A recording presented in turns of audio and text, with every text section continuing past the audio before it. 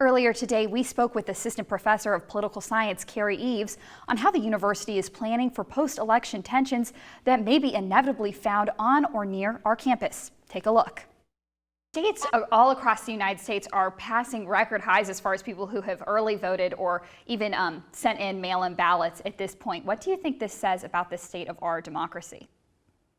Well, people are paying attention and engaged. I think that while it's tough to read too much into the early vote, we do know that people are very engaged in the process. We're seeing people make smart voting decisions with the pandemic. And so it's hard to say if this means we'll have higher turnout overall, but it does mean that people are planning, and we'll see what the turnout numbers look like in the end. But I'm encouraged by everyone thinking about and getting civically engaged. Concerned at all with the events of the past weekend, in Graham specifically, that could shape a lot of what post-election tension is going to look like in the next week or few weeks? I think we've been concerned for a while. We know that the community is highly polarized. We know the nation is really polarized.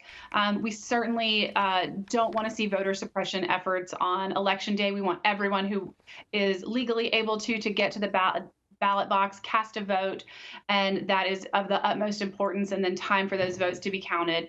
I think it's probably, wise to think about sort of how people feel and react, and we just don't know. So we're planning for all eventualities and making sure that students are informed and have good information and can stay safe. So how is the university planning for post-election tensions that may be inevitably found either on campus or close by?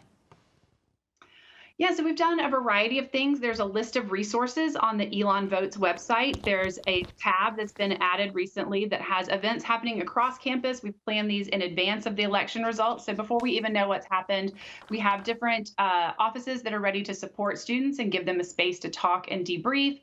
The political science department traditionally has always hosted a panel just after the election, and we have that scheduled. We've also, I know groups like Campus Rec are planning to have sort of politics-free spaces so that if you want to get away from it, that is available as well. So we've planned a wide variety of events, and they're all up there on the Elon Votes website. So I would encourage students to check those out and find what feels like the right thing for them in the days after the election.